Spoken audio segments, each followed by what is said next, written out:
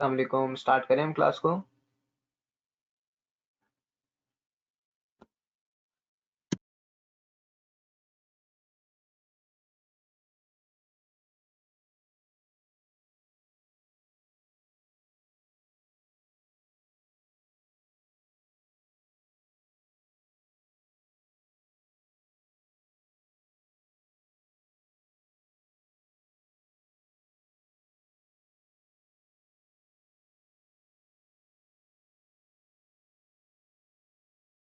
अस्सलाम वालेकुम। आवाज आ रही है सबको? स्टार्ट करें हम।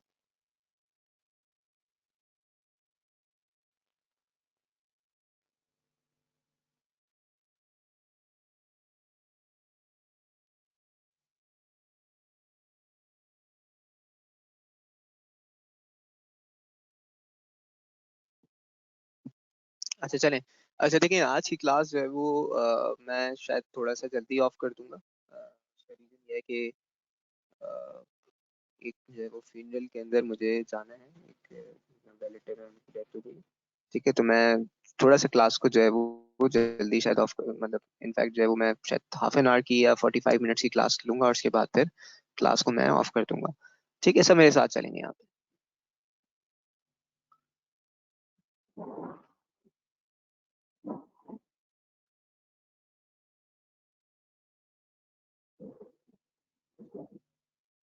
अच्छा देखिए, आपके पास जब मैं डायरेक्टर्स की बात करता हूँ, हमने जो है वो पोस्टल बैलेट पढ़ लिया था। मरियम, ऐसा ही है?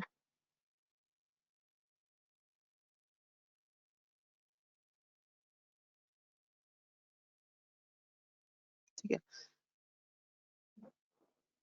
डिविडेंड भी पढ़ लिया हमने, डिविडेंड कंप्लीट कर लिया था।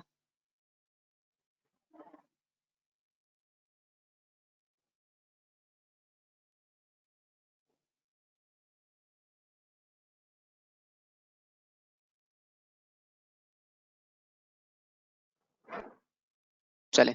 अच्छा देखें, अब आपके पास जब मैं डायरेक्टर्स की बात करता हूँ तो डायरेक्टर्स के अंदर आपके पास जो है वो सारी चीजें हम जो है समरी से थ्रू करें। ठीक है, सबका फोकस यहाँ पे रहे।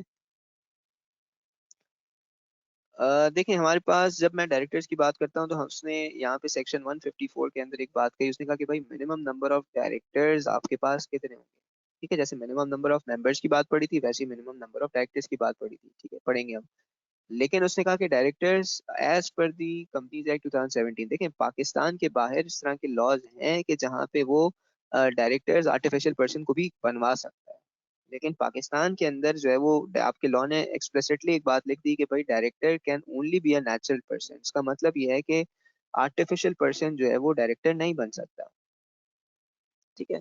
अब उसने कहा कि भाई मिनिमम नंबर ऑफ डायरेक्टर्स क्या हों, कौन कौन से होंगे। तो हमने कहा कि भाई आपके पास अगर सिंगल मेंबर कंपनी है तो not less than one director, at least one director. Private company है तो not less than two directors. ठीक है, और अगर पब्लिक अनलिस्टेड कंपनी है तो not less than three directors. देखिए, ये वो सारी बातें हैं कि जो आपने मिनिमम नंबर ऑफ मेंबर्स में भी पढ़ी थी कि अगर सिंगल मेंबर कंपनी हो तो कम से कम एक ही मेंबर होगा, प्राइवेट कंपनी है तो कम से कम दो, और पब्लिक कंपनी हो तो वहां पे आपने पढ़ा था कि कम से कम तीन होंगे। लेकिन यहाँ पे इसने पब्लिक कंपनी को दो में सेग्रीगेट कर दिया कि पब्लिक अनलिस्टेड कंपनी और पब्लिक लिस्टेड कंपनी। अगर मैं पब्लिक अनलिस्टेड कंपनी की बात करता हूँ तो यहाँ पे उसने कहा कि कम से कम आपके पास तीन डायरेक्टर्स होंगे, और अगर मैं पब्लिक लिस्टेड कंपनी की बात करता हूँ तो उसने कहा कम से कम सात डायरेक्टर आपके पास होंगे। ठीक है। इसी तरह से उसने कहा कि भाई अगर पब्लिक इंटरेस्ट कंपनी की बात करते हैं, पब्लिक इंटरेस्ट कंपनी की क्या क्या होता है कि जहाँ पे आपकी गवर्नमेंट की होल्डिंग हो। ठीक है, तो हमने कहा भाई वो उस कंपनी के अंदर फीमेल की रिप्रेजेंटेशन को भी इसने इंश्योर करवाया कि भाई फीमेल की रिप्रेजेंटेशन भी होनी चाहिए बोर्ड ऑफ डायरेक्टर्स के अंदर। अब हम जो है वो अगर हम बात करें कि नंबर ऑफ डायरेक्टरशिप्स एक डायरेक्टर कितना होल्ड कर सकता है, तो उसने कहा भाई ये जो भी एससीसीपी स्पेसिफाई करे उसके अकॉर्डिंगली आप इसको देखेंगे। यहाँ पर आपके पास कुछ टाइप्स ऑफ डायरेक्टर्स हैं। ठीक है, कुछ आपकी जो है वो टाइप्स ऑफ डायरेक्टर्स हैं कि जो हम डिस्कस करेंगे उनकी अपॉइंटमेंट और रिटायरमेंट पीरियड को अभी हम जो है वो बात करेंगे इन पे। तो उसने कहा अगर मैं बात करता हूँ लेट्स से फर्स्ट डायरेक्टर की। ठीक है, तो फर्स्ट डायरेक्टर की अपॉइंटमेंट का कौन करेगा। ठीक है, तो हमने कहा कि भाई जो भी जितने भी आपने डायरेक्टर्स रखने और उनके नाम क्या होंगे ये कौन बताएगा, सब्सक्राइबर्स ऑफ द मेमोरेंडम। अगर आप चाहते हैं कि नंबर्स को इंक्रीज करवाना तो फिर जो है वो सब्सिक्वेंटली कैसे हो सकता है कि जनरल मीटिंग के अंदर आपने रेजोल्यूशन पास करना पड़ेगा। कब तक ये लोग डायरेक्टर रहेंगे, फर्स्ट डायरेक्टर अपनी पोजीशन कब तक रखेंगे, ठीक है। उसने कहा कि जब तक पहली एजीएम ना हो जाए। क्यों? क्योंकि पहली एजीएम में क्या होना है, इलेक्शन ऑफ डायरेक्टर्स होना है, ठीक है। आपने पढ़ा था ना, ऑर्डिनरी बिजनेस फॉर एजीएम क्या था, ठीक है। उसमें फाइनेंशियल स्टेटमेंट्स, डिविडेंड, ऑडिटर और डायरेक्टर, ठीक है। तो डायरेक्टर आ रहा था, तो उसने कहा कि भाई पहले जो डायरेक्टर्स हैं उनकी अपॉइंटमेंट, उनकी रिटायरमेंट का पीरियड कब तक होगा, until the election of directors in the first AGM, ठीक है। अच्छा, फिर उसने कहा कि भाई अगर मैं बात करता हूँ फॉर एग्जांपल, अब जब इलेक्शन हो गए तो इसका मतलब सब्सिक्वेंट डायरेक्टर आ गया, इलेक्टेड डायरेक्टर आ गया, तो ये अपनी पोजीशन कब तक रखेगा। ये आया कैसे, हमने कहा इलेक्शन के थ्रू आया, एजीएम में इलेक्शन के थ्रू आया, लेकिन ये पोजीशन अपनी कब तक रखेगा, हमने कहा till the expiry of term, ठीक है। 3 इयर्स का जो इसका टाइम है, तब तक ये अपनी पोजीशन रखेगा। अच्छा, फिर उसने कहा कैजुअल वैकेंसी कैसे आ सकती है, ठीक है, कौन फिल करेगा। तो देखें, कैजुअल वैकेंसी के लिए उसने कहा कि हमेशा कैजुअल वैकेंसी कौन फिल करता है, उसने कहा भाई बोर्ड ऑफ डायरेक्टर्स जो है वो फिल करते हैं, ठीक है। ये कब होगी, ठीक है, कैजुअल वैकेंसी कब फिल की जाएगी, जनरली तब फिल की जाती है जब आप मिनिमम नंबर के थ्रेशोल्ड से नीचे आ जाए। फॉर एग्जांपल, मैंने कहा अगर पब्लिक अनलिस्टेड कंपनी है तो उसमें कम से कम 3 डायरेक्टर होना जरूरी है। अगर वो 3 से 2 हो गए तो फिर casual vacancy board of directors generally आपको नजर आएगा कि करेंगे। लेकिन अगर 5 है, ठीक है, 5 में से 4 हो गए तो फिर वो कैजुअल वैकेंसी होता है, ऐसा ऐसा भी होता है कि वो फिर फिल नहीं की जाती। लेकिन उसने कहा अगर लिस्टेड कंपनी है तो फिर मैंडेटरी है कि not more than 90 days from the date of vacancy आप क्या करें, आप जो है वो कैजुअल वैकेंसी को फिल करें। क्यों अराइज हो सकती है कैजुअल वैकेंसी, हमने कहा भाई किसी डायरेक्टर ने जो है वो रिजाइन कर दिया, ठीक है, फ्रेश इलेक्शन हो गए, नई शेयर होल्डिंग आ गई, जिसकी वजह से जो है वो नए लोग आ गए तो उन्होंने नए इलेक्शन अनाउंस कर दिए। इसी तरह से अगर कोई डायरेक्टर डिस्क्वालीफाई हो जाए, सेक्शन 172 हम पढ़ेंगे, या सीजेस टू होल्ड ऑफिस हो जाए, ठीक है।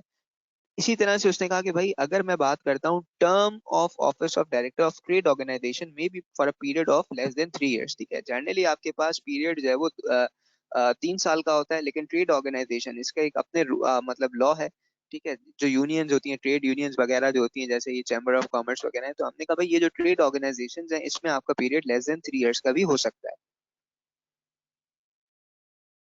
अच्छा भाई, कैजुअल जो डायरेक्टर्स होंगे ये रिटायर कब होंगे, ठीक है। तो हमने कहा भाई ये रिटायर होंगे, ये कब तक के लिए आए, ठीक है। हमने कहा जिसकी जगह पे आए उसका जितना पीरियड बाकी है इनका भी उतना ही रहेगा। यानी अगर एक बंदा, एक डायरेक्टर 3 साल के लिए अपॉइंट हुआ, 1 साल बाद उसकी डेथ हो जाती है, तो कैजुअल डायरेक्टर्स का पीरियड 3 साल नहीं होगा, इनका पीरियड उसका बचा हुआ पीरियड होगा।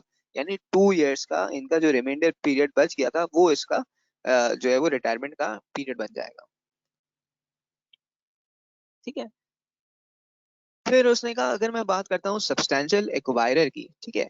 सब्सटैंशियल एक्वायरर कौन होता है, हमने कहा कि भाई अगर कोई भी बंदा जो है वो एक नई शेयर होल्डिंग ले लेता है, नई शेयर होल्डिंग कितनी की, कम से कम 12.5% की अगर शेयर होल्डिंग ले ले, तो वो क्या रिक्वेस्ट कर सकता है, वो रिक्वेस्ट कर सकता है कि भाई फ्रेश इलेक्शन ऑफ डायरेक्टर्स करवाए जाएं, ठीक है। सब्सटेंशियली उसने जो है वो एक्विजिशन ले ली है, ठीक है। तो उसने कहा कि भाई आप क्या करें, fresh election of directors call करें, ठीक है।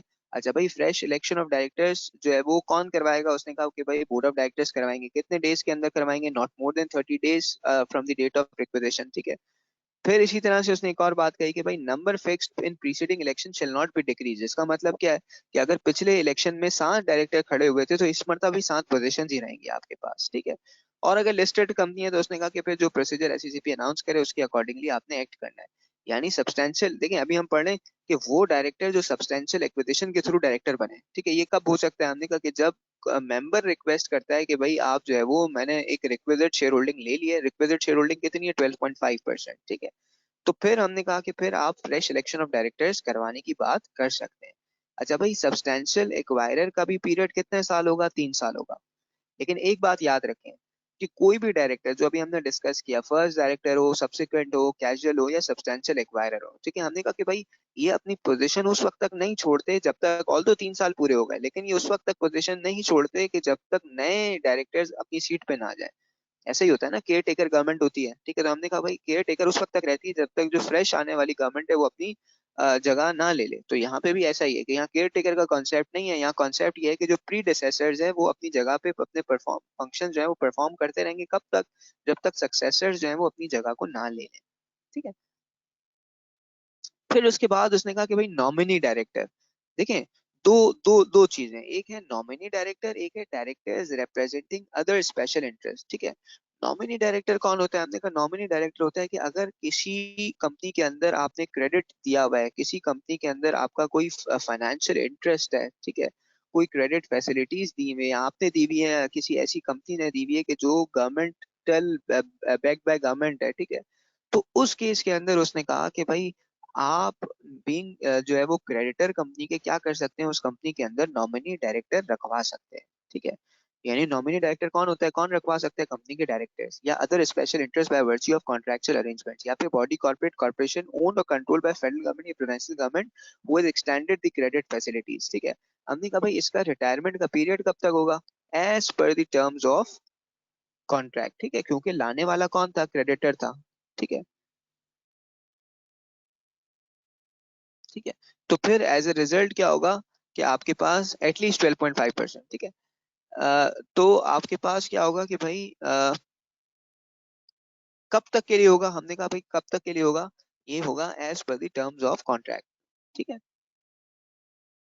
अच्छा, इसी तरह से फिर उसने कहा कि देखो ये बात थी डेट के पर्सपेक्टिव में ना, क्रेडिट के पर्सपेक्टिव में बात थी। अगर अब मैं बात करता हूँ शेयर होल्डिंग के पर्सपेक्टिव में, अगर मैं बात करता हूँ फॉर एग्जांपल जो आपका directors representing other special interest, ठीक है, तो उसमें क्या होगा? ठीक है, तो उसने कहा कि भाई ये कब होता है कि जब कोई इक्विटी ली जाए। इक्विटी कौन ले रहा है? गवर्नमेंटल ऑर्गेनाइजेशन या गवर्नमेंट खुद, ठीक है। उसने कहा भाई कोई बॉडी कॉर्पोरेट कॉर्पोरेशन या कंपनी विच इज ओन या कंट्रोल बाय फेडरल गवर्नमेंट या प्रोविंशियल गवर्नमेंट, ठीक है, अगर इन्वेस्टमेंट करती है कंपनी के अंदर, या फेडरल गवर्नमेंट, प्रोविंशियल गवर्नमेंट या एसईसीपी खुद कोई इन्वेस्टमेंट करती है कंपनी के अंदर, या फिर फॉरेन इक्विटी होल्डर्स, ठीक है, on the board of directors और other body corporate setup under regional corporation और other corporation setup under arrangement for example C pack, ठीक है। हमने कहा कि भाई वो डायरेक्टली जो है वो किसी के अंदर जो है वो शेयर होल्डिंग ले ली, ठीक है। तो हमने कहा अगेन एक जगह ऊपर बात थी 164 के अंदर डेट के पर्सपेक्टिव में, 165 के अंदर बात की जा रही है इक्विटी के पर्सपेक्टिव में। तो उसने कहा अगर directors representing other special interest की बात करें तो इनका भी कब तक का रिटायरमेंट का पीरियड होगा? हमने कहा till the pleasure of nominating body. ऊपर क्या था? As per the terms of contract. यहाँ क्या है? Till the pleasure of nominating body. इसका क्या मतलब है? जब तक नॉमिनेट करने वाली बॉडी चाहे तब तक जो है वो इसे अपना डायरेक्टर रखवा सकती है, ठीक है। जैसे फॉर एग्जाम्पल के इलेक्ट्रिक की अगर हम दो एग्जांपल्स को कंसिडर कर लें, के इलेक्ट्रिक का एक है एसएसजीसी, ठीक है। हमने कहा एसएसजीसी कौन है? क्रेडिटर भी है और गवर्नमेंटल बैक्ड ऑर्गेनाइजेशन भी है। तो उसने क्या किया हुआ है? क्रेडिट फैसिलिटीज दी हुई है के इलेक्ट्रिक को, ठीक है। अच्छा, इसी तरह से अगर मैं बात करता हूँ फेडरल गवर्नमेंट की, तो फेडरल गवर्नमेंट डायरेक्टली भी जो है वो के इलेक्ट्रिक के अंदर ओन करती है। तो वो क्या करवाती है? वो अपना directors representing the other special interest को यहाँ पे अपना डायरेक्टर बना सकती है। कब तक के लिए डायरेक्टर बनाएगी? Till the pleasure of the nominating body, ठीक है। आई होप कि सब मेरे साथ है।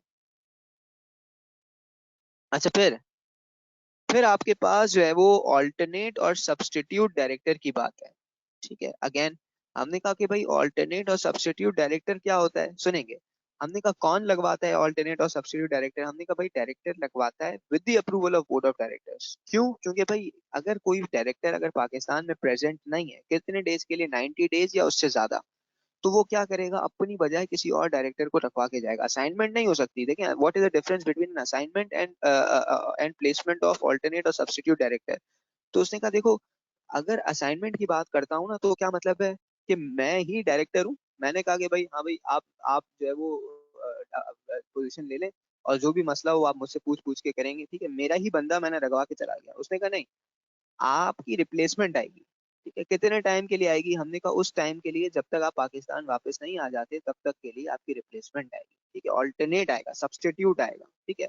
ये नहीं कह रहा कि असाइनमेंट हो रही है। असाइनमेंट का मतलब क्या होता है कि भाई ऑफिस मेरा ही है, पावर्स मेरे ही चल रहे हैं, लेकिन मैंने अपना छोटा बंदा किसी को बिठा दिया वहां पे, मैंने कहा भाई तुम चलाते रहो। नहीं, उसने कहा कि भाई ये काम कौन करेगा? ये डायरेक्टर खुद करेगा, लेकिन with the approval of board of directors. क्यों? क्योंकि अगर डायरेक्टर पाकिस्तान में प्रेजेंट नहीं है कितने डेज के लिए, 90 डेज या उससे ज्यादा के लिए, तो फिर उसने कहा कि आप जो है वो ऑल्टरनेट या सब्स्टिट्यूट डायरेक्टर रख ले, लेकिन असाइनमेंट नहीं हो सकती। असाइनमेंट की तो वॉइड हो जाएगी, ठीक है। पीरियड कब कब तक के लिए आप रख सकते हैं? हमने कहा जब तक वो पाकिस्तान नहीं आ जाता, ठीक है। अब बात करेंगे इलेक्शन ऑफ डायरेक्टर्स के ऊपर, ठीक है। इलेक्शन ऑफ डायरेक्टर्स की जब हम बात करते हैं तो इलेक्शन ऑफ डायरेक्टर्स के केस के अंदर सुनेंगे सब, ठीक है, सबका फोकस यहाँ पर है। हमने कहा भाई इलेक्शन ऑफ डायरेक्टर्स की जब मैं बात करता हूँ तो इलेक्शन ऑफ डायरेक्टर्स के अंदर किसकी बात की जा रही है? ठीक है, कौन करवाएगा? हमने कहा भाई वही जो जाने वाले लोग हैं वही करवा के जाएंगे, रिटायरिंग डायरेक्टर्स करवा के जाएंगे। ठीक है, अब एक एग्जांपल यहाँ पे हम ले लेते हैं, सुनेंगे सब। ठीक है, सबका सब यहाँ पे फोकस करेंगे। बिल्कुल भाई बिल्कुल, आप स्क्रीनशॉट्स ले सकते हैं, लेकिन अभी प्लीज इधर फोकस कर लें ताकि मैं जो है वो कंटिन्यू कर सकूं। अच्छा भाई, इलेक्शन ऑफ डायरेक्टर्स, हमने कहा कि भाई बाय रिटायरिंग डायरेक्टर्स। ठीक है, इलेक्शन की डेट क्या होगी? मैंने कहा इलेक्शन की डेट होगी 14 फरवरी 2021। ठीक है, आने वाली है। ठीक है, तो हमने कहा भाई, उसने कहा जो डेट फिक्स कर ली it can not be changed. ठीक है, या it can not be extended by more than 90 days, although it can be change but can not be extended by more than 90 days. ठीक है, यानी मैक्सिमम 90 डेज तक इसको स्ट्रेच कर सकते हो। यानी हमारी एग्जांपल के हिसाब से 15 मई 2021 तक आप ये स्ट्रेच कर सकते हो बस। ठीक है, अच्छा हम डेट्स की बात कर रहे हैं, अभी रुकेंगे सब। फिर उसने कहा अगर कोई इम्पिडिमेंट्स हैं, अगर कोई ऑब्स्टिकल्स हैं, अगर कोई हर्डल्स क्रिएट होती हैं, ठीक है, तो वो आपकी रिस्पॉन्सिबिलिटी है कि आप क्या करें, रजिस्ट्रार को इंटीमेट करें। कितने डेज के अंदर इंटीमेट करें? उसने कहा भाई 45 डेज बिफोर जनरल मीटिंग। यानी आपने मीटिंग कब रखी है? 14 फरवरी को, तो यानी इसका मतलब आप 31 दिसंबर 2020 तक आप रजिस्ट्रार को इंटीमेट करें कि अगर आप कोई ऑब्स्टिकल्स या हर्डल्स फेस कर रहे हैं। फिर उसने कहा कि भाई नंबर ऑफ डायरेक्टर फिक्स कितने टाइम पहले करने? नंबर ऑफ डायरेक्टर फिक्स करने आपने 35 डेज बिफोर जनरल मीटिंग। ठीक है, यानी 10 जनवरी 2021 तक आपने क्या करना है, नंबर ऑफ डायरेक्टर्स जो है फिक्स कर लेना। नंबर ऑफ डायरेक्टर फिक्स का मतलब क्या है कि सीट्स कितनी होंगी, कितने कैंडिडेट्स के ऊपर इलेक्शन करवाना चाह रहे हैं। ठीक है, और फिर उसने कहा कि अगर एक दफा नंबर फिक्स कर लिया तो it can not be change except approval in general meeting in which elections are to be held. ठीक है, अगेन हमने कहा कि भाई ऑब्वियसली बात है कि जब आपने एक दफा नंबर फिक्स कर दिया, आपने कहा 5 लोगों का इलेक्शन करवाना है, तो फिर आप डायरेक्टर्स चेंज नहीं कर सकते। चेंज कराने के लिए किसके पास जाना पड़ेगा? जनरल मीटिंग के पास जाना पड़ेगा। जनरल मीटिंग में करवाना पड़ेगा, मेंबर्स के पास जाना पड़ेगा। फिर इसके बाद वो कहता है कि भाई अगर आप इंटरेस्टेड मेंबर हैं, इंटरेस्टेड मेंबर का क्या मतलब कि if you are interested in contesting the election of directors, ठीक है, सो उस केस के अंदर आप नोटिफाई करें कंपनी को। कितने डेज के अंदर नोटिफाई करें? With in 14 days from general meeting, with in 14 days from before general meeting. यानी इसका मतलब क्या हुआ कि 14 फरवरी को है तो 31 जनवरी 2021 तक आप जो है वो नोटिफाई कर दें। ठीक है, कि मैं जो है वो इंटरेस्टेड हूँ, मैं कंटेस्ट करना चाहता हूँ। ठीक है, तो कंपनी क्या करेगी कि सारे मेंबर्स को आपका नोटिफिकेशन जो भी आपका होगा, इंटीमेशन होगा, वो भेजेगी। कितने दिन पहले? At least 7 days before general meeting, यानी 7 फरवरी 2021 तक। साथ में कंपनी क्या करेगी, इसको पब्लिश भी करेगी। किसमें पब्लिश करेगी? One English and one Urdu daily newspaper के अंदर, अगर बात की जाए लिस्टेड कंपनी की। ठीक है, अच्छा भाई, अब यहाँ पे वो क्या कहता है, सुनेंगे सब। अब हमने क्या, कहाँ से स्टार्ट किया था? हमने कहा था भाई जो डेट आपने इलेक्शन के लिए फिक्स की it can not be extended bye 90 days. ठीक है, सुनेंगे। अब वो कहता है कि भाई व्हाट इफ कि आप जो है वो डेट जो है वो आप जो 90 डेज से भी ऊपर निकल जाए, फिर क्या होगा? तो उसने यहाँ पे कंटिन्यूस डायरेक्ट टू आफ्टर 15 मई 2021 क्या होगा कि रजिस्ट्रार क्या करेगा, ऑन हिज ओन मोशन या on representation of the members. ठीक है, रिप्रेजेंटेशन ऑफ द मेंबर्स का मतलब क्या है? शेयर कैपिटल वाली कंपनी है तो 10% ऑफ द वोटिंग पावर, अगर शेयर कैपिटल वाली कंपनी नहीं है तो एटलीस्ट 10% ऑफ द मेंबर्स। ठीक है, क्या करेंगे? Order to conduct the meeting in the given time. यानी इसका मतलब क्या हुआ कि 15 मई के बाद, 15 मई तक तो वेट किया रजिस्ट्रार ने, लेकिन 15 मई के बाद या तो रजिस्ट्रार खुद या on representation of the members. ठीक है, कितने मेंबर्स? अगर शेयर कैपिटल वाली कंपनी है तो 10% ऑफ वोटिंग पावर, अगर non share no share capital वाली कंपनी है तो फिर 10% ऑफ द मेंबर्स। क्या ऑर्डर करेगा कि भाई आप मीटिंग कंडक्ट करें इलेक्शन वाली विद इन गिवन टाइम, जो भी वो टाइम देता है आपको। अच्छा भाई, इलेक्शन कैसे करवाए जाएंगे, सुनेंगे। हमने कहा भाई इलेक्शन इस तरह से करवाए जाएंगे कि भाई नोटिस के अंदर आप भेजेंगे ना, जब नोटिस भेजेंगे तो उसमें क्या चीज मेंशन करेंगे? उसमें दो बातें मेंशन करेंगे कि भाई नंबर ऑफ डायरेक्टर्स फिक्स कितने, फॉर एग्जांपल 5, और नेम्स ऑफ रिटायरिंग डायरेक्टर कौन कौन से हैं। ठीक है, अब इसी तरह उसने कहा कि भाई अगर नंबर फिक्स्ड बाय बोर्ड, क्या का मतलब क्या है कि भाई मैंने कितनी सीट्स, कितने कैंडिडेट्स की सीट्स के ऊपर इलेक्शन कराना है। ठीक है, होता है ना इलेक्शन में भी कि भाई ये जो है वो आपके पास कुछ सीट्स होती हैं और कुछ जो है वो आपके पास जो है वो कंटेस्टेंट्स होते हैं। ठीक है, तो इलेक्शन कब पॉसिबल है कि जब सीट्स कम हो और कंटेस्टेंट ज्यादा हो। ऐसा ही है ना, अगर या तो कंटेस्टेंट सीट से कम है या कंटेस्टेंट सीट्स के बराबर है तो फिर इलेक्शन की जरूरत ही नहीं है। ठीक है, लेकिन अगर कंटेस्टेंट ज्यादा है और जो है वो नंबर फिक्स बाय वोट कम है, तो फिर हमने कहा कि फिर उस केस के अंदर आपके पास जो है वो इलेक्शन पॉसिबल है। अच्छा भाई, इलेक्शन कैसे करवाया जाएगा? उसने कहा अगर शेयर कैपिटल वाली कंपनी है तो जो प्रोसीजर हम बता रहे हैं उसको फॉलो करें, और अगर जो विदाउट शेयर कैपिटल वाली कंपनी है तो जो आर्टिकल्स में लिखा है उसको फॉलो करें। अच्छा भाई, अगर शेयर कैपिटल वाली कंपनी है तो उस केस के अंदर कैसे इलेक्शन करवाई जाए? ठीक है, तो हर मेंबर्स के पास कितने वोट्स होंगे? तो उसने कहा भाई, फॉर एग्जाम्पल मिस्टर ए के पास 100 शेयर हैं, और number of directors to be elected कितने हैं, नंबर फिक्स बाय वोट कितना है, वो 5 है। तो उसने कहा भाई, हर मेंबर के पास कितने वोट्स होंगे, जितना उसके पास शेयर्स हैं उसको मल्टीप्लाई कर दें number of directors to be elected से। यानी मिस्टर ए के पास कितने हो जाएंगे, 100 into 5, यानी 500 वोट्स इसके पास हो जाएंगे। अब ये चाहे तो सारे के सारे वोट्स किसी एक बंदे को भी दे सकता है, किसी एक डायरेक्टर को भी दे सकता है, चाहे तो इसे स्प्लिट भी कर सकता है। ठीक है, स्प्लिट करके क्या करेगा? हमने कहा भाई स्प्लिट करके जो है वो एक से ज्यादा लोगों को भी दिया जा सकता है। अच्छा भाई, जीतेगा कौन? हमने कहा जिसके पास सबसे ज्यादा वोट्स होंगे वो इलेक्शन को जीत जाएगा। सब मेरे साथ हैं यहाँ तक? किसी को कोई कंफ्यूजन तो नहीं है?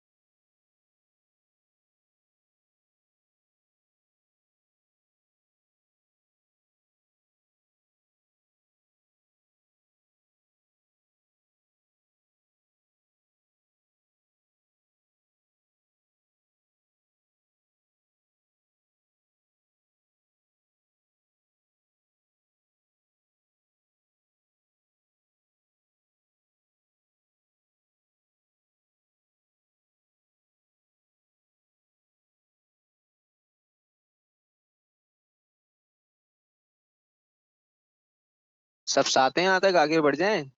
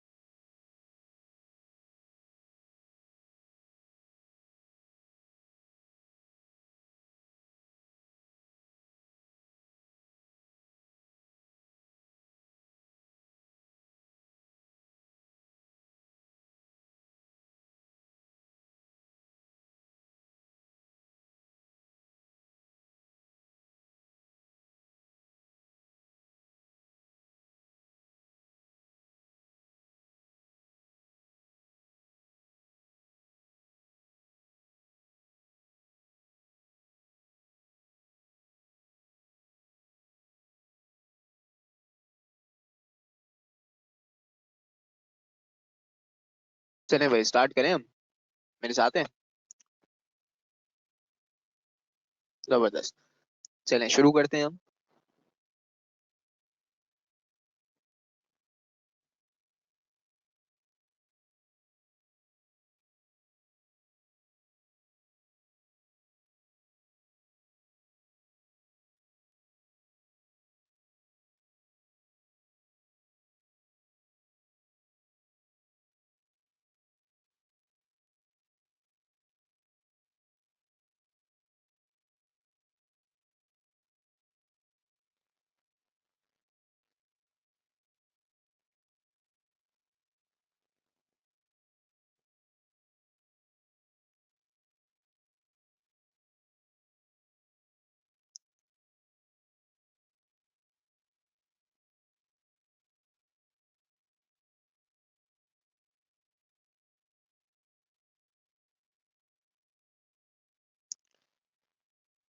यहाँ तक किसी को कोई कंफ्यूजन तो नहीं है?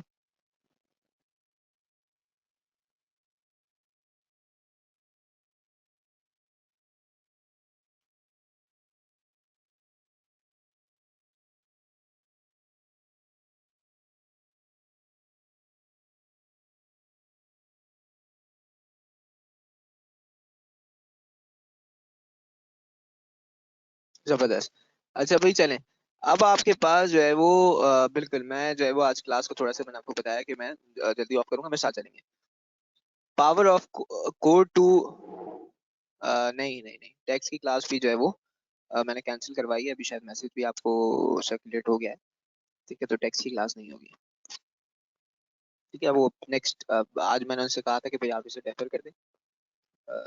मतलब कोई शाम का टाइम किसी टाइम पे हम कर लें, तो उन्होंने एडमिन ने कहा कि क्लैशेस आ रहे हैं, तो इस वजह से फिर अब जो नेक्स्ट है उसी के अंदर इंशाल्लाह कंडक्ट की जाएगी, जो भी शेड्यूल के हिसाब से होगा। अच्छा, power of court to declare elections of directors invalid. ठीक है, अगेन हमने कहा कि भाई ये मीटिंग्स में भी आप पढ़ चुके हैं कि भाई आप अगर चाहें, मेंबर्स चाहें, कितने वोटिंग पावर वाले, एटलीस्ट 10% ऑफ वोटिंग पावर वाले मेंबर्स अगर चाहें तो क्या करेंगे, एप्लीकेशन लिखेंगे। किसे लिखेंगे? मतलब जो कोर्ट को लिखेंगे। कितने डेज के अंदर? Within 30 days of date of election. ठीक है, कि भाई हमने क्या देखा, हमने जो है वो मटीरियल इरेगुलरिटी देखी इलेक्शंस को होल्ड करने के अंदर। तो कोर्ट क्या करेगा, इस रीजन की बेसिस के ऊपर इलेक्शन ऑफ डायरेक्टर्स को क्या करवा सकता है, इनवैलिड करवा सकता है। फिर उसके बाद उसने कहा क्या किसी डायरेक्टर को हटाया जा सकता है? ठीक है, पास पेपर्स में पूछा भी गया है। तो हमने कहा कि भाई डिपेंड करता है कि डायरेक्टर है कौन सा। क्या फर्स्ट डायरेक्टर है, कैजुअल डायरेक्टर है, अनअपोज्ड। अनअपोज्ड का मतलब क्या है कि जिस जो ऐसे ही डायरेक्टर बन गया इलेक्शन के बगैर, सब्सटैंशियल एक्विजिशन के थ्रू आया है या इलेक्शन ऑफ डायरेक्टर्स के थ्रू आया है। तो उसने कहा भाई पहले चार केसेस के अंदर, यानी फर्स्ट, कैजुअल, अनअपोज या सब्सटैंशियल एक्वायरर की अगर मैं बात करता हूँ, तो इस केस के अंदर आपके पास जो है वो किस तरह से आप इसे रिमूव कर सकते हैं। उसने कहा जनरल मीटिंग के अंदर आपको रेजोल्यूशन पास करना पड़ेगा। वोट्स कितने चाहिएंगे सुनेंगे। उसने कहा भाई number of directors for the previous term into total number of shares of the company divided by number of directors for the current term. ठीक है, मैंने कहा भाई number of director for the previous term कितने, 7। ठीक है, इसी तरह से हमने कहा भाई total number of shares of company कितने, 1 million, divided by total number of directors for the current term कितना है, 7। तो हमने कहा इसका मतलब 1 मिलियन। अगर एग्जिस्टिंग डायरेक्टर डायरेक्टर रहना चाहता है तो उसे क्या, कितने वोट्स चाहिएंगे, 1 मिलियन या उससे ज्यादा चाहिएंगे टू रिमेन द डायरेक्टर। ठीक है, और इसी तरह से हमने कहा कि भाई अगर इलेक्शन ऑफ डायरेक्टर्स की अगर हम बात करें, तो इलेक्शन ऑफ डायरेक्टर्स में अगर कोई डायरेक्टर बन गया तो उसको कैसे हटाया जाएगा। तो हमने कहा भाई उसको हटाने के लिए तरीका ये है कि आप क्या करेंगे, आप जो है वो मिनिमम नंबर देखेंगे कि जो लास्ट टाइम जो डायरेक्टर, फॉर एग्जाम्पल हमने कहा 4 डायरेक्टर्स बने थे, तो उसमें कम से कम वोट किस डायरेक्टर को मिले थे। मैंने कहा भाई डायरेक्टर डी को मिले थे। कितने वोट्स मिले थे, 1 लाख वोट्स मिले थे। तो उसने कहा कि भाई अब इनमें से किसी को भी अगर आपने सब्सिक्वेंटली हटाना है, चाहे वो ए हो, बी हो या सी हो या डी हो, तो अगर 1 लाख से ज्यादा या 1 लाख वोट मिल जाते हैं, किसे मिल जाते हैं, हमने कहा कि भाई इस डायरेक्टर को, किसी भी डायरेक्टर को जैसे आप हटाना चाहते हैं। कि 1 लाख कहाँ से आया, हमने कहा पिछले इलेक्शन के अंदर कम से कम डायरेक्टर्स को वोट कितने मिले थे, हमने कहा 1 लाख मिले थे। तो उसने कहा भाई 1 लाख या उससे ज्यादा required by existing director to remain director. यानी अगर 1 लाख वोट ले लेता है वो, तो इसका मतलब वो डायरेक्टर रहेगा, अदरवाइज वो डायरेक्टर रहने के लिए एलिजिबल नहीं रहेगा। सब मेरे साथ हैं यहाँ तक?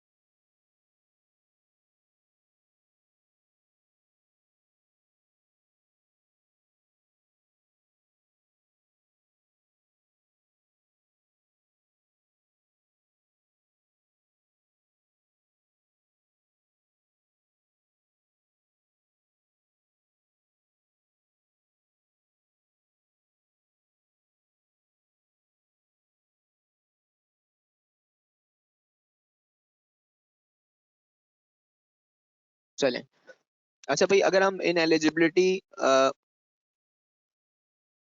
की बात करते हैं ना, अगर हम कहते हैं ineligibility of certain persons to become director, तो इन एलिजिबिलिटी के अंदर क्या क्या चीजें आ सकती हैं? ठीक है, दो बातें, एक है डिस्क्वालीफाई करना, डिस्क्वालीफाई कौन करता है? हमने कहा वो एससीसीपी करता है। इन एलिजिबिलिटी कैसे हो सकती है?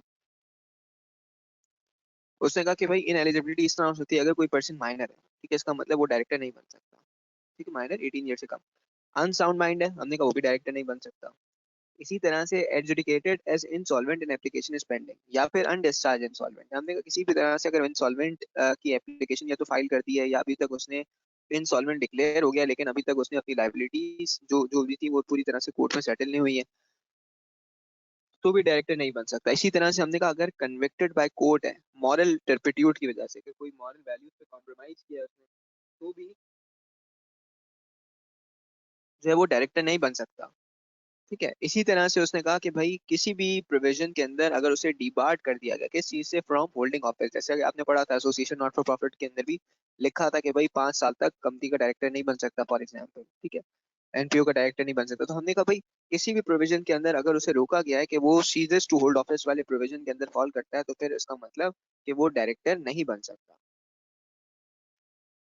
इसी तरह से उसके पास बड़ी इंपॉर्टेंट प्रोविजन है ये, कि अगर वो एनटीएन होल्डर नहीं है, नेशनल टैक्स नंबर नहीं है, डॉक्यूमेंटेशन के लिए उन्होंने ये प्रोविजन इंसर्ट किया कि भाई अगर वो एनटीएन नहीं रखता है, एनटीएन नहीं रखने का क्या मतलब है कि भाई हमने कहा कि भाई उसके पास अगर नेशनल टैक्स नंबर नहीं है, इनकम टैक्स में उसने अगर अपनी रजिस्ट्रेशन नहीं करवाई, अच्छा भाई किसके अलावा अगर कोई फॉरेन नेशनल है कि जिसको एनटीएन होल्ड करने की जरूरत ही नहीं है, तो फिर वो क्यों करवाएगा? तो लेकिन उसने कहा हर फॉरेन नेशनल के अलावा, ठीक है, अगर फॉर एग्जाम्पल कोई यूएस का नेशनल फॉर एग्जांपल जो है वो करवाना चाहता है तो ठीक है, लेकिन उसके अलावा हर डायरेक्टर के पास क्या होगा?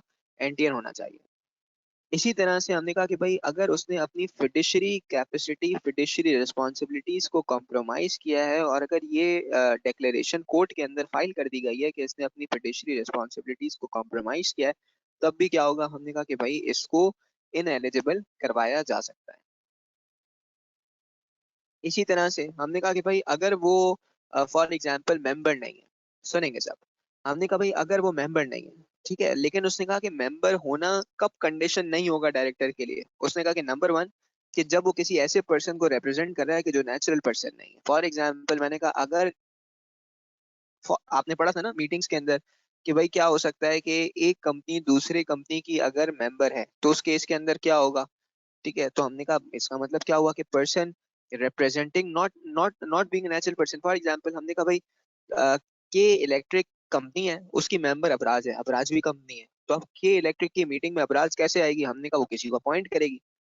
ठीक है, इसी तरह अगर बोर्ड पे किसी को बिठाया हुआ है तो हमने कहा अगेन उस केस के अंदर रिक्वायर्ड नहीं है कि आप क्या हो, आप जो है वो जो है वो मेंबर हो। इसी तरह whole time director who is also an employ, तो हमने कहा एम्प्लॉय के डोमेन में अगर ये बंदा फॉल कर गया तो जरूरी नहीं है कि ये मेंबर हो। चीफ एग्जीक्यूटिव, हमने कहा चीफ एग्जीक्यूटिव के लिए भी आपके पास जो है वो मेंबर होने की कंडीशन नहीं। आगे जाके देखेंगे कि चीफ एग्जीक्यूटिव को डीम डायरेक्टर बना दिया जाता है, क्योंकि डीम डायरेक्टर क्यों बनाया? अगर डायरेक्टर होता तो फिर डीम डायरेक्टर बनाने की क्या जरूरत थी? तो उसने कहा नहीं, इसीलिए बनाया कि अगर वो डायरेक्टर नहीं भी है, ठीक है, डायरेक्टर होने के लिए तो मेंबर होने की कंडीशन है। इसी तरह से उसने कहा कि भाई कोई भी ऐसा पर्सन जो क्रेडिटर को या अदर स्पेशल इंटरेस्ट वाले किसी को अगर रिप्रेजेंट करा, अभी आपने ऊपर पढ़ा था नॉमिनी डायरेक्टर की बात करी और आपने directors representing other special interest की बात की, तो हमने कहा अगर आप उसको रिप्रेजेंट कर रहे हो तब भी आपको जो है वो जरूरत नहीं है यहाँ पे। ठीक है,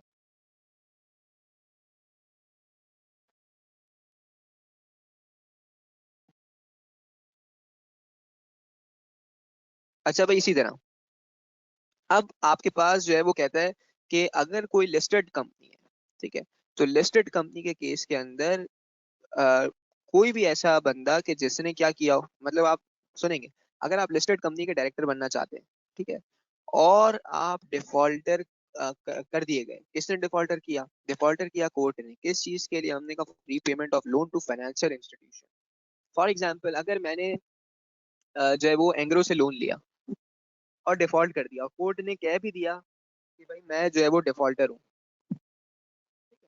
तो क्या मैं किसी लिस्टेड कंपनी का डायरेक्टर बन सकता हूँ? मैं बिल्कुल बन सकता हूँ। क्यों बन सकता हूँ? क्योंकि हमने कहा एग्रो फाइनेंशियल इंस्टीट्यूशन थोड़ी है, ठीक है, तो उसने कहा डिफॉल्टर बाय कोर्ट हो, इन रीपेमेंट ऑफ लोन हो, और टू फाइनेंशियल इंस्टीट्यूशन हो, तीन बातें हैं, ठीक है, तो आप लिस्टेड कंपनी के डायरेक्टर नहीं बन सकते। इसी तरह हमने कहा भाई अगर आप बिजनेस ऑफ ब्रोकरेज के अंदर इन्वॉल्व हैं, आप इन्वॉल्व हैं या आपके जो है वो क्लोज रिलेटिव्स, ठीक है, जिसमें आपकी जो स्पाउस की अगर हम बात करें, ठीक है, तो इसी तरह उसने कहा कि भाई फिर आप जो है वो या तो आप खुद खुद चला रहे हैं, ठीक है, या आप क्या है, आप ब्रोकरेज हाउस के अंदर आप खुद या जो है वो आपकी स्पाउस वगैरह डायरेक्टर है, ठीक है, ऑफिसर है वहां पे, तो हमने कहा तब भी आप किसी लिस्टेड कंपनी के डायरेक्टर अपॉइंट होने के लिए एलिजिबल नहीं होंगे, ठीक है। यानी इसका मतलब क्या हुआ, हमने कहा भाई ये वो कंडीशंस हैं कि जहां पे आप लिस्टेड कंपनी के डायरेक्टर्स बनने के लिए एलिजिबल नहीं होते। सब मेरे साथ हैं? अगर यहाँ तक साथ है तो मैं आगे मूव करूँ पे।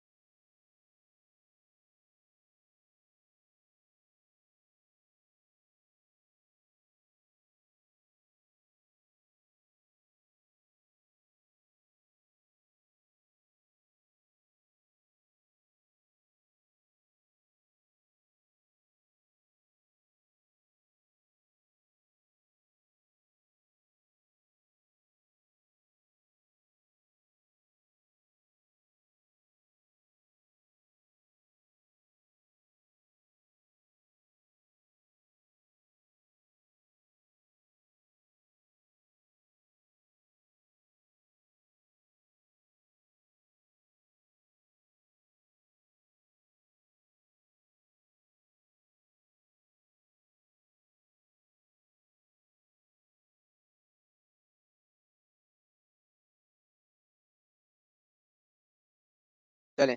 अच्छा भाई, अब हम डिस्क्वालिफिकेशन ऑर्डर्स के ऊपर थोड़ा डिस्कशन कर लेते हैं।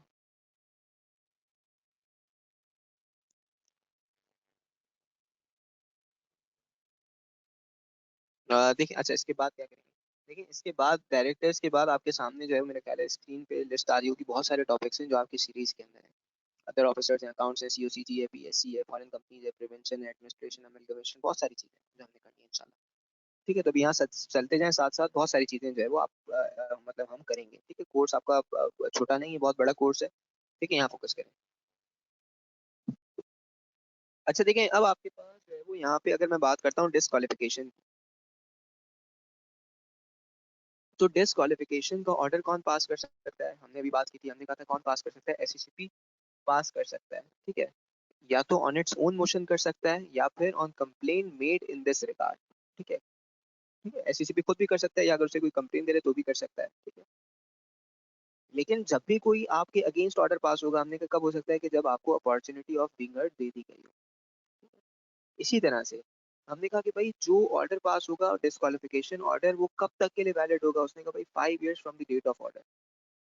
और डिस्क्वालिफिकेशन ऑर्डर से होगा क्या कि you won't be allowed to hold the office of director of a company.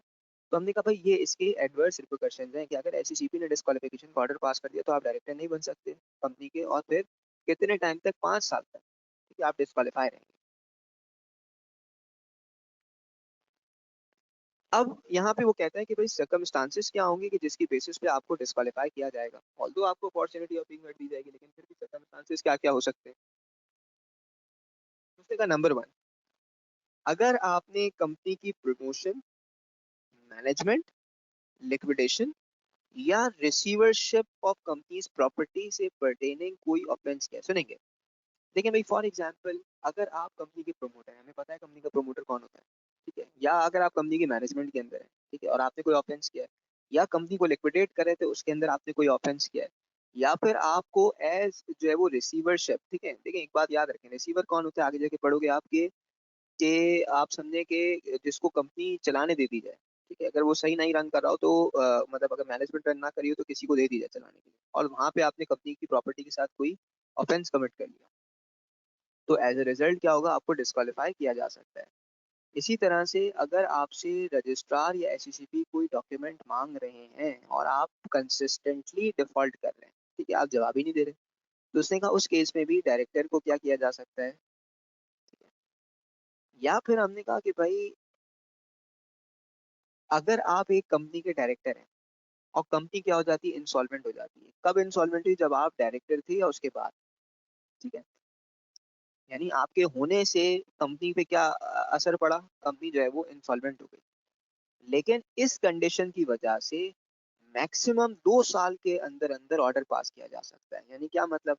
अगर कंपनी इंसॉल्वेंट होती है फॉर एग्जांपल 1 जनवरी जो है वो 2020 को, ठीक है, no order due to 3 can be pass 2 years from the date company becomes insolvent, ठीक है।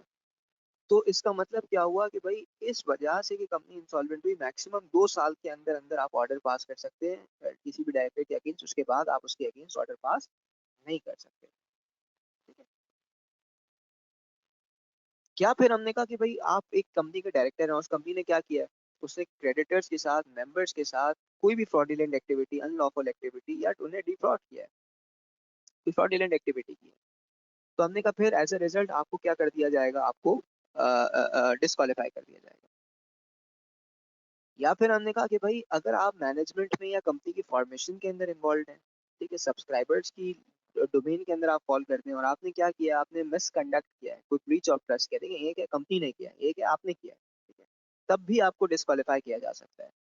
इसी तरह से अगर आप अलॉटमेंट ऑफ शेयर्स करते हैं इन एडिकेट कंसिडरेशन के अगेंस्ट, जितने का शेयर है उससे कम में बेचते हैं, ठीक है, या फिर आप इलीगल डिपॉजिट टेकिंग करते हैं, ठीक है, डिपॉजिट टेकिंग के लिए थोड़ा सा रुक जाएं, ठीक है।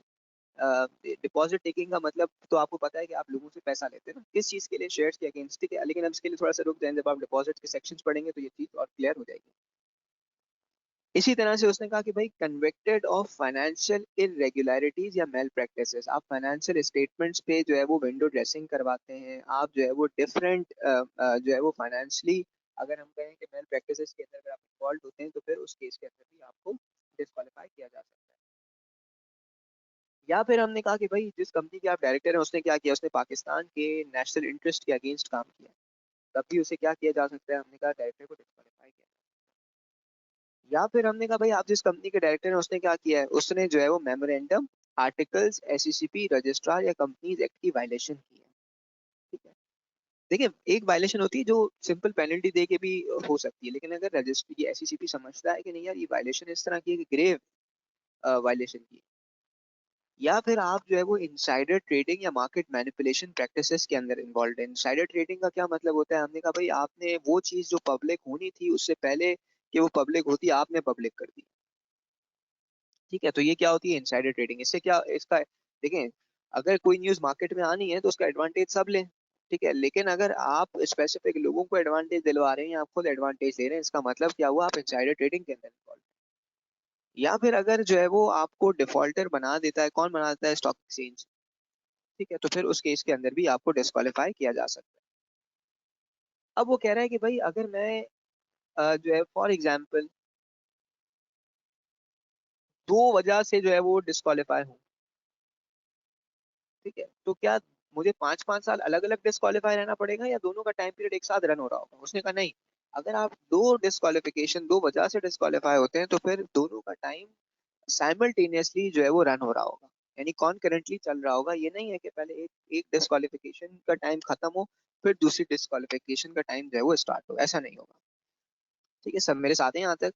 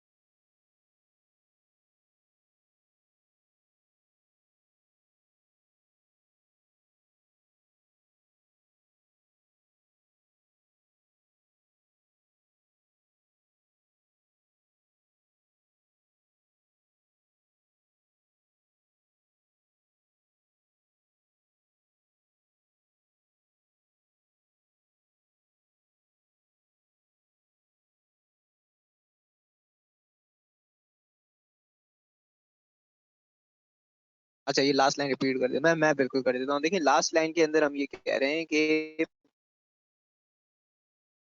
अगर एक ही बंदा है, जैसे दो डिफरेंट वजह से डिस्क्वालीफाई किया जाता है, तो क्या आपको 5 साल अलग अलग जो है वो डिस्क्वालीफाई रहना पड़ेगा या दोनों का टाइम पीरियड एक साथ रन हो रहा होगा? ठीक है, तो उसने कहा कि नहीं, कॉन्करेंटली चल रहा होगा, दोनों का टाइम पीरियड साइमल्टेनियसली रन हो रहा होगा।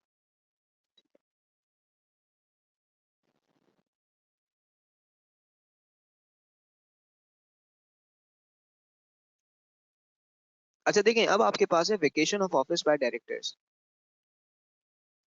Vacation of office by directors के अंदर उसने कहा कि भाई इमीडिएटली आप क्या करेंगे, आप जो है वो कंपनी के ऑफिस को जो डायरेक्टर का ऑफिस है उसको ipso facto ceases to hold office कर देंगे, यानी इमीडिएटली आप अपने ऑफिस को वेकेट कर देंगे। कब?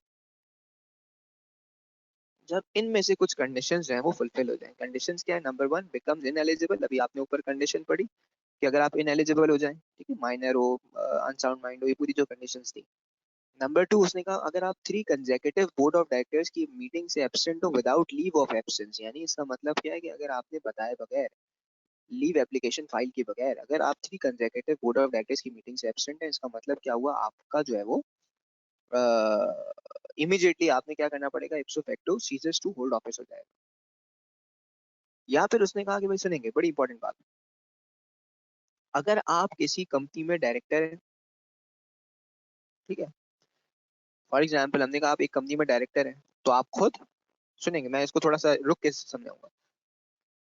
अगर आप किसी कंपनी में डायरेक्टर हैं तो आप खुद, या आप किसी कंपनी में डायरेक्टर हैं और साथ साथ किसी दूसरी पार्टनरशिप फर्म के अंदर पार्टनर हैं, तो वो पार्टनरशिप फर्म, या फिर आप इस कंपनी में डायरेक्टर हैं, एक कंपनी में डायरेक्टर हैं और दूसरी कंपनी में, दूसरी प्राइवेट कंपनी में भी डायरेक्टर हैं, तो वो प्राइवेट कंपनी। 3 लोग हो गए। फिर सुने, हमने कहा अगर आप इस कंपनी में डायरेक्टर हैं तो आप खुद, पहला नंबर वन। नंबर टू, आप इस कंपनी में डायरेक्टर हैं और साथ साथ दूसरी पार्टनरशिप फर्म में पार्टनर हैं, तो वो पार्टनरशिप फर्म। या फिर हमने कहा भाई अगर आप एक कंपनी में, इस कंपनी में डायरेक्टर हैं और दूसरी प्राइवेट कंपनी में भी डायरेक्टर है, तो वो प्राइवेट कंपनी। ठीक है, 3 लोगों की बात है ना।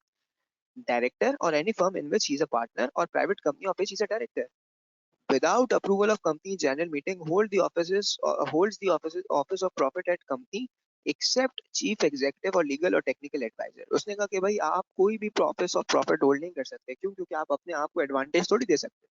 जहां दूसरी पार्टनरशिप फर्म में भी आप पार्टनर है, इसका मतलब प्रॉफिट शेयरिंग है आपकी। अगर आप प्राइवेट कंपनी की बात करें तो वहां पे भी ऐसा ही है। उसने कहा कि भाई आप अपने आप को एडवांटेज नहीं दे सकते कि आप कंपनी में किसी भी तरह का कोई भी ऑफिस ऑफ प्रॉफिट होल्ड करें। क्या मतलब? कि जिससे आपको एडवांटेज मिलता हो। आपने जो है वो लेट से, हमने कहा कि भाई सेक्रेटेरियल प्रैक्टिसेस आउटसोर्स कर दी किसी और को, नहीं कर सकते, ठीक है। हमने कहा इसका मतलब क्या हुआ कि भाई आप जो है वो ये काम नहीं कर सकते अदर देन के लीगल या टेक्निकल एडवाइजर वाली बात हो, ठीक है, या चीफ एग्जीक्यूटिव वाली बात हो। इसी तरह से हमने कहा कि भाई अगर ये तीन लोग कंपनी से लोन लेते हैं या गारंटी लेते हैं against the provisions of section 182, तो उस केस के अंदर भी क्या होगा, ये director ipso facto cease to hold office हो जाएगा। या फिर इसके अलावा कोई एडिशनल ग्राउंड अगर हमने कहा आर्टिकल्स के अंदर मेंशन है तो फिर उन एडिशनल ग्राउंड्स को भी आप कंसिडर कर सकते हैं। इसी तरह से validity of acts of director सुनेंगे। व्हाट इफ के अगर आपको पता चलता है बाद में कि एक बंदे की अपॉइंटमेंट में डिफेक्ट था, या वो डिसक्वालिफाइड है फ्रॉम होल्डिंग ऑफिस या सीजेस टू होल्ड ऑफिस है, ठीक है, तो उसने कहा कि भाई देखें, जब से डिफेक्ट आया है तब से वो अपने ऑफिस को होल्ड नहीं कर सकता, लेकिन उससे पहले के जो एक्ट है वो तो वैलिड होंगे, ठीक है। ये तो नहीं कर सकते कि उसके पुराने एक्शंस को भी जो है वो नलिफाई कर दें, आप कह दें कि भाई कुछ भी नहीं, खत्म हो गया वो, ऐसा नहीं हो सकता। उसने कहा ठीक है, अगर आपको नहीं पता था कि बंदा अनसाउंड माइंड का, आपने अपॉइंट करके बैठ गया, ठीक है, अब जो उसने डिसीजंस लिए हैं अब आपको बेयर करने पड़ेंगे। ये नहीं हो सकता कि जब से आए तब से सारे होना, तो सारी चीजें ही कैंसिल हो जाएंगी, सारे डिसीजन मेकिंग रिवर्स हो जाएंगे, ठीक है। उसने कहा ऑनवर्ड्स के ऊपर ये चीज एप्लीकेबल है, रिट्रोस्पेक्टिव इम्प्लीकेशन नहीं है। इसी तरह से उसने कहा अगर एक बंदा ineligibility of bankrupt to act as director या चीफ एग्जीक्यूटिव, तो उसने कहा फिर इस पे क्या होगा, सिंपल सी बात है। उसने कहा कि भाई बैंकरप्ट का मतलब क्या, अनडिस्चार्ज इंसॉल्वेंट की बात है, इंसॉल्वेंट बंदा है, इम्प्रिजनमेंट है नॉट मोर देन 2 years की, फाइन होगा 1 लाख रुपए, नॉट मोर देन 1 लाख रुपए, और या फिर दोनों भी चार्ज हो सकते हैं, ठीक है। आई होप कि सब मेरे साथ यहाँ तक हैं, सब मेरे साथ हैं। किसी को कोई कंफ्यूजन है तो प्लीज डिस्कस कर सकते हैं।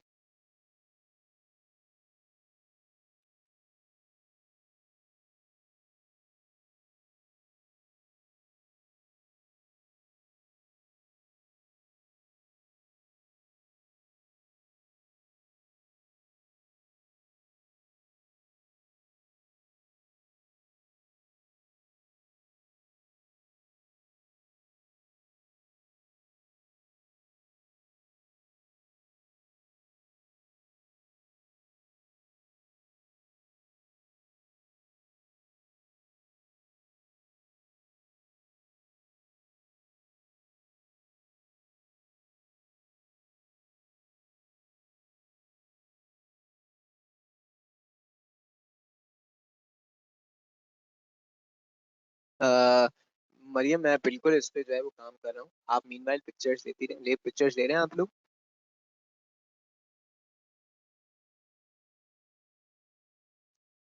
चलें, वेरी गुड, ठीक है। तो हम यहाँ पे क्लास को ऑफ करते हैं, इंशाल्लाह नेक्स्ट क्लास में डिस्कशन को कंटिन्यू करेंगे, ठीक है। मैंने आपको बताया कि आज मैं जल्दी क्लास को ऑफ करूंगा, फिर नेक्स्ट क्लास में हम यहीं से जो है वो डिस्कशन को कंटिन्यू करते हैं।